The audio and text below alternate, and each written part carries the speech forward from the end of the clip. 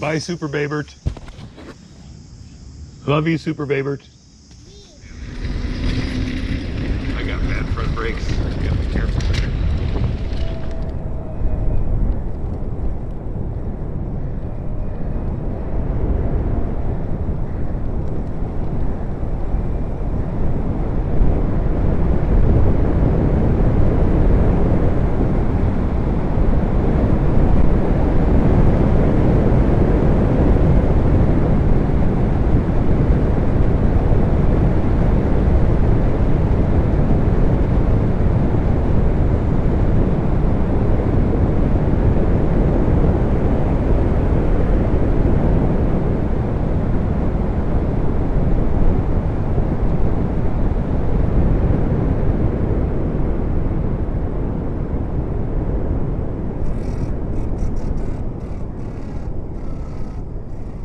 My front brakes don't do shit.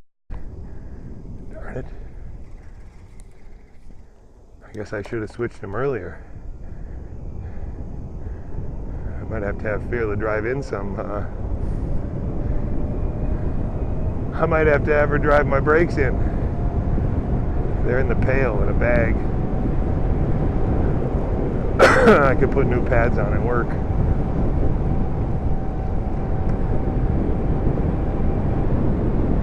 I don't think there's a bike shop near Pitt anymore. But now I know I can't stop. Gotta be a little careful here.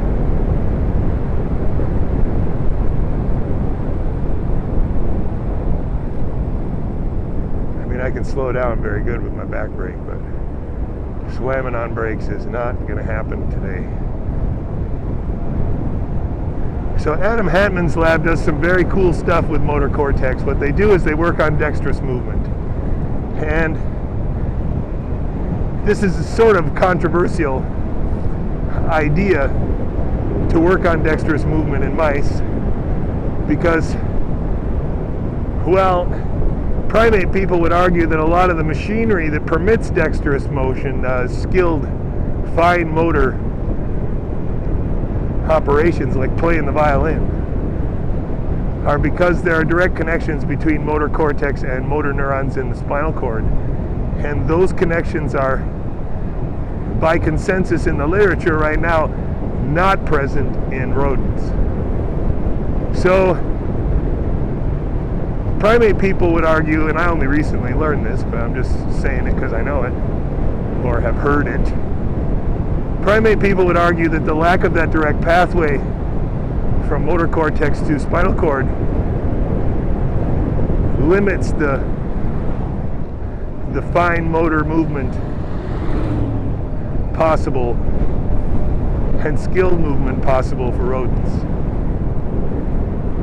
And Hantman's lab in a lot of ways is challenging this idea because they work on mice that are very skilled at a reaching task where the reaching motion is so well learned and stereotyped that they can divide the actual act of the grabbing, the entire movement task, into roughly 5 parts. And then what they're going to do is record from many, many, many neurons in M1 as they can, using a special multi-electrode probe, and then try to use computer algorithms to recognize patterns in the local microcircuit that correlate with the different parts of the motion task, the highly skilled, well-learned, very stereotyped, when executed, motor task in a mouse. And in this case, there's a little circular disc. It rotates a sugar pellet into place, and when the sugar pellet is rotated into place, the mouse is trained to go ahead and grab that sugar pellet. And when he does it, he has to grab it from the top, and then he has to turn his hand over, supinate his hand, in order to put it in his mouth and chew.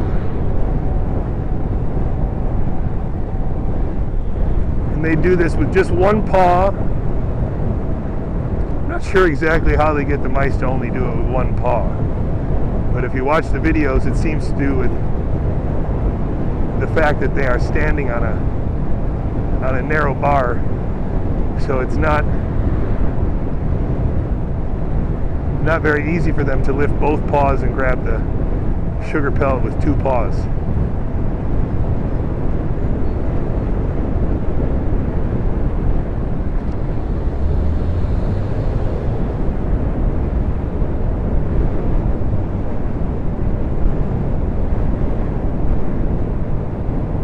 So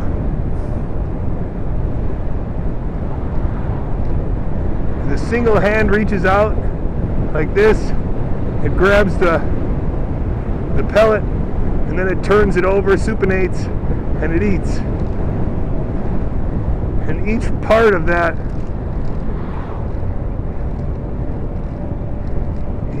that motion can be tracked.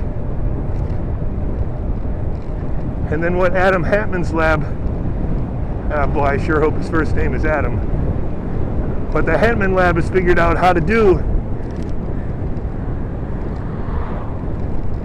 is put optogenetics in between the motor cortex and the execution of the behavior to try and perturb the system in motor cortex.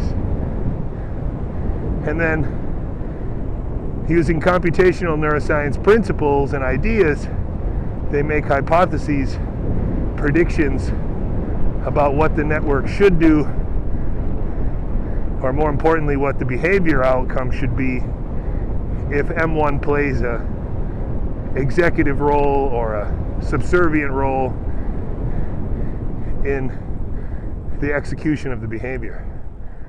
And so what they're really interested in is figuring out what M1's role is in the execution of such a dexterous behavior, such a skilled behavior in a rodent.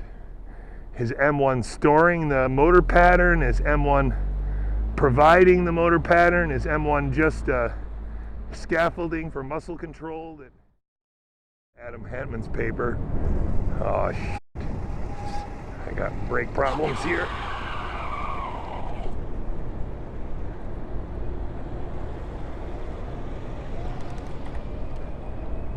I need my brakes to recharge a little bit, give me back my pressure, because right now I don't have it after they sit for a while. Okay, so Adam Hantman's paper that we covered on Bioarchive in the morning with the introduction to dynamical systems and how one can look at the principal component of a neuronal microcircuit, look at principal components after recording hundreds and hundreds of neurons and start to extract useful information about how the network is behaving and about what that network is doing. This is shown in figure 1, where we're using a dynamical model system, dynamic systems model of reaching and the reaching task. And that dynamic systems model is one where the arm and the motor cortex are related to one another via spiking and muscle tension. And so you can just put in these variables and predict that spiking in motor cortex will somehow be correlated with muscle patterns and then subsequently behavior, right? The movement of the arm. And so in figure 1, he shows you that the formulation of that model. This is not something that he's inventing, but rather something that he's employing to look at neuronal microcircuit behavior and try to decide or discern what M1 might be doing. And the question becomes, does M1 hold commands? Does M1 store commands? Does M1's own recurrent activity cause or facilitate calculations that formulate muscle commands? So that's what we're trying to figure out with this paper. So they have this wonderful reaching task shown in figure 1, where the animals have learned to reach on cue to a pellet which has rotated into position and become available for them to grab. They grab it with one hand, they turn it over, bring it up to their mouth, and they eat it. And what they're showing you in figure 1 is that for each one of these tasks, each one of the sections of this task, each subpart of this movement, they have neurons that are uniquely active. Holy shit, he ran a red light there. That are uniquely active during different aspects of that movement.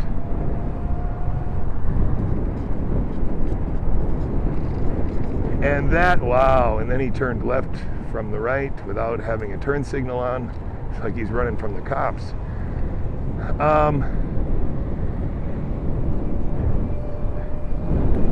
So they can record from cells that do different things around the lift. And they just use the lifting of the pellet as the sort of time point from which to base all of their firing rates. And then you can see that some neurons increase their firing rate during the lift, some decrease or increase right before or right after. So that's what they're showing you in figure 1, that they can see all these different individual neuronal dynamics. And what they don't show in the figures, but what they show in the supplemental videos, is that they can use 2 cameras and some software to uniquely track the hand in space, so that they get this location of the hand data, and they can correlate that well temporally with the activity that they're recording into the head fixed mouse. So what they'll do then is try to correlate the data that they record in the live animal during the reaching with the position of the arm, and then feed it into that model to try and figure out what the motor cortex is doing.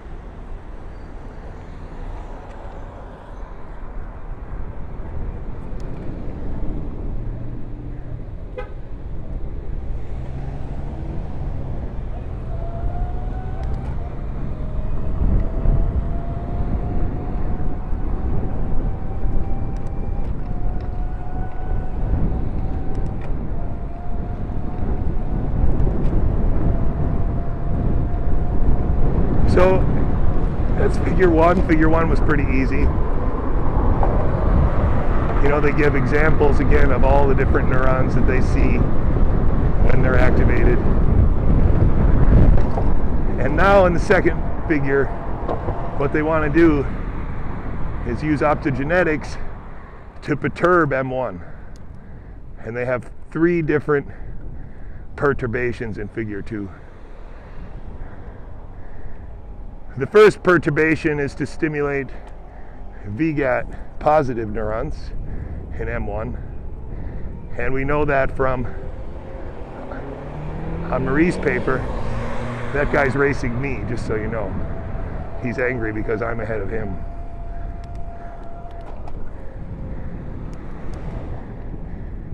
He can't stand it. It drives him nuts. So the VGAT chanorodopsin mouse was already explored in Anne-Marie Oswald's paper. And so by activating VGAT cells in M1 with light, we're activating inhibitory neurons, and therefore we're turning the recurrent circuitry of M1 off with this perturbation. And so the first thing we can do then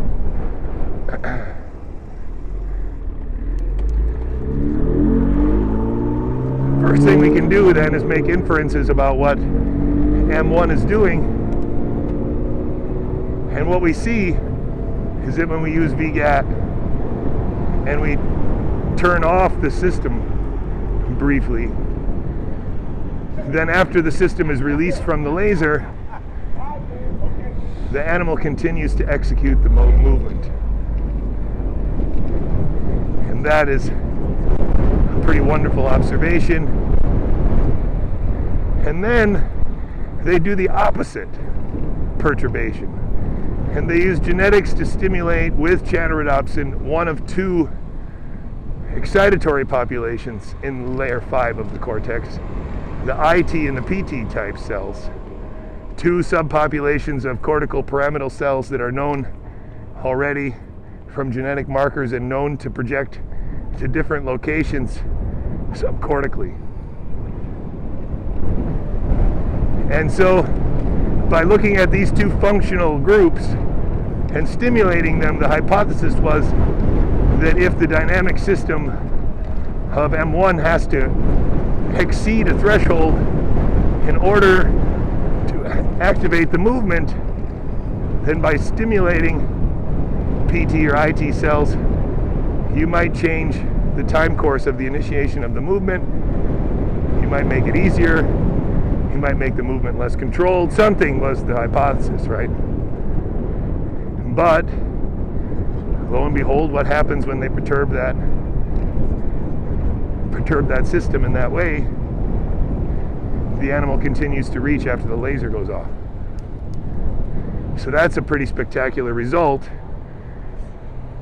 because it shows that even stimulation of excitatory cells locally will cause the dynamic system or the recurrent network inside of M1 to pause. And interestingly, again, the animals reach after that. And so they've tested whether or not there's a threshold there, basically. Because if there was a threshold there, then stimulating these pyramidal cells really shouldn't have made that much of a difference. But it did. Come on!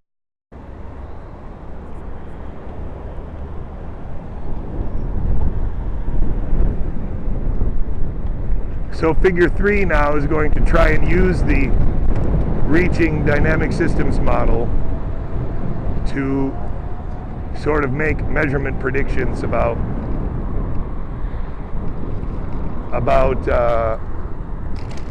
what is happening when they inactivate the cortex. And what they do is they look at the network state.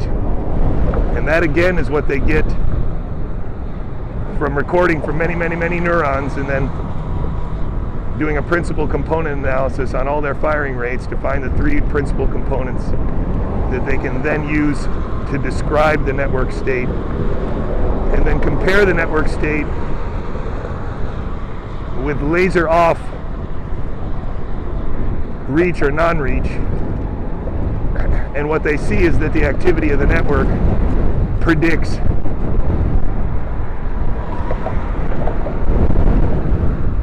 whether there will be a reach or not after the laser goes off.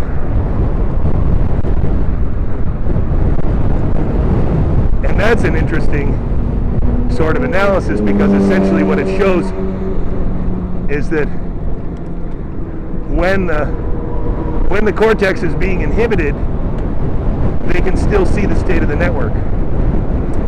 And the state of the network then would be, in theory, dominated by the inputs to the network, especially when the B glute is on. So in the B glute perturbation,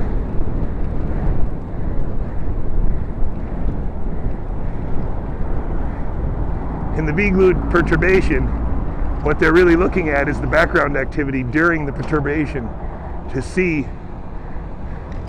what's sitting in the background, more or less. They don't get subthreshold signals, but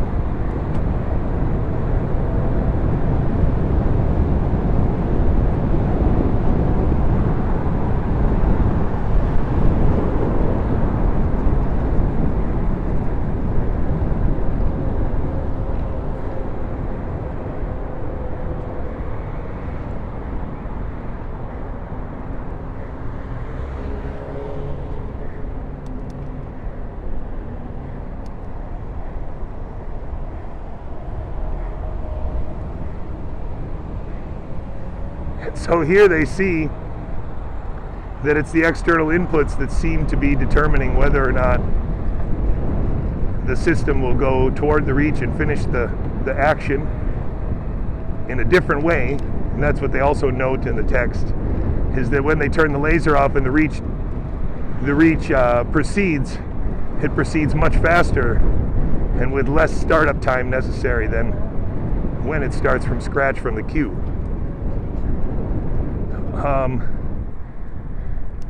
So that's a neat observation.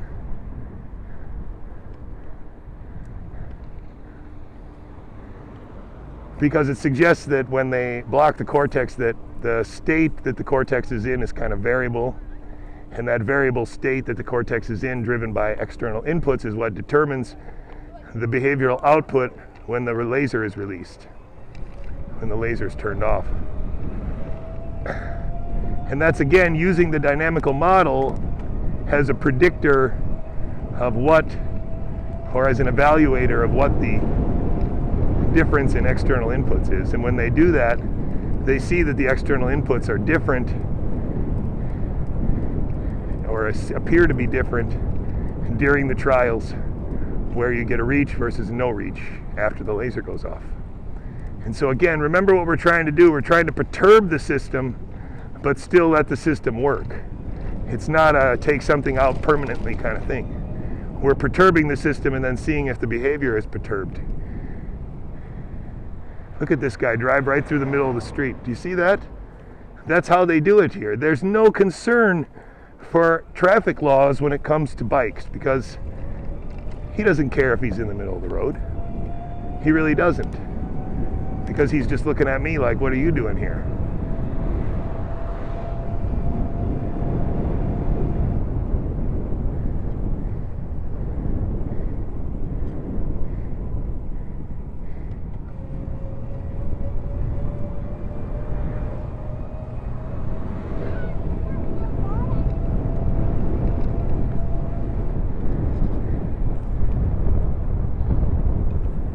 And so in figure 4, they take this one step further. Now they're going to put the V-gap mouse with 2 fibers. 1 fiber in M1 and 1 fiber in thalamus. So now they can sequentially perturb the circuit, the system. They can perturb the thalamus alone. They can perturb the cortex alone, as they did in figure 3. Or they can perturb the cortex followed by the thalamus, or perturb the task before or after with the thalamus. And so a couple big results come out of this, because that old lady definitely needs to be ahead of me.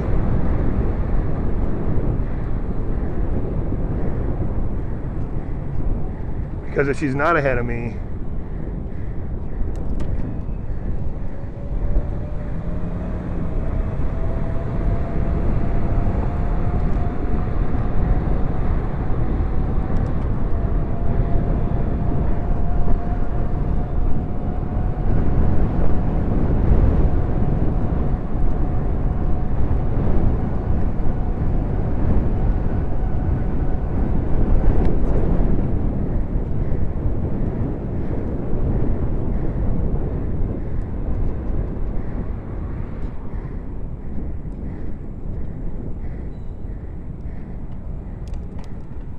is she blocking me, do you think? I don't know. She's over to the right for some reason.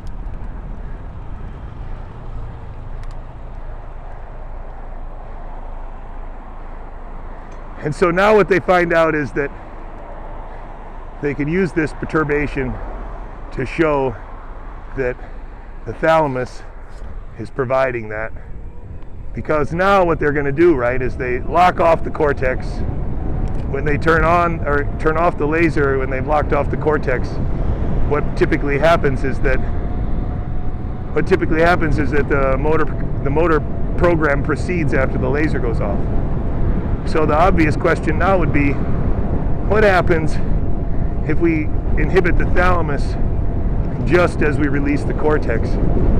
What would happen to the lift time of the hand?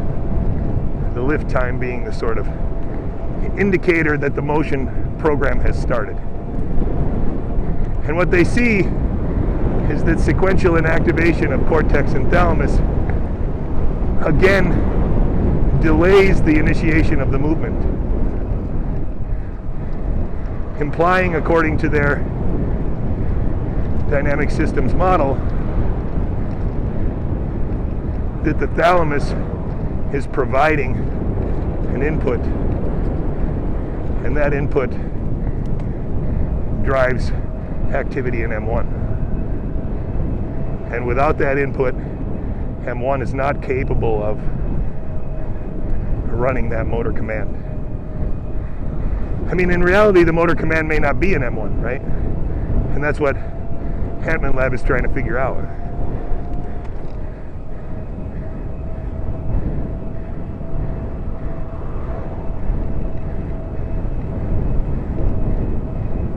And so that's the paper in a nutshell. You should check out the videos because they really lend an exciting aspect to the paper, especially the video visualizing the network state during the reaching task, so that you can see how the neurons behave as an ensemble. Hi, dear. In the context of their calculations, which is pretty sweet. It'll take you a while to digest what's happening, but it's just a cool visualization of the calculations that they do using the dynamic systems model. Okay, I hope that all got recorded. I got to talk to Adam Hantman today at work, and it was a great talk. He's a great guy, real nice, very humble dude. Lots of insight into exciting questions. One of the things that he did tell me is that with imaging, well, first of all, this paper is largely in layer 5.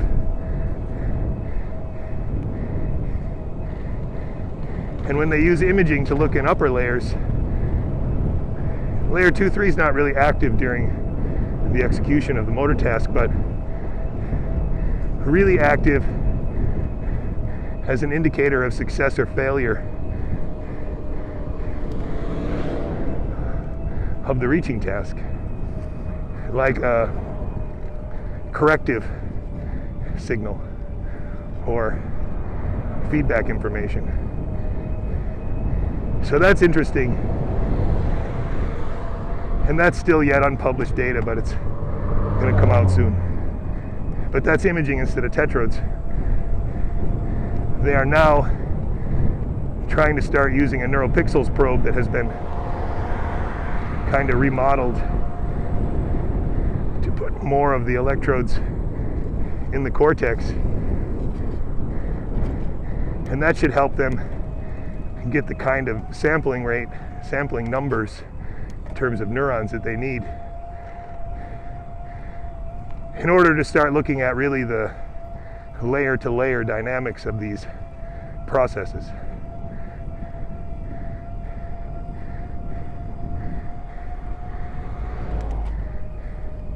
Thanks for joining me on my ride. It's hot. October 1st, and it's freaking hot.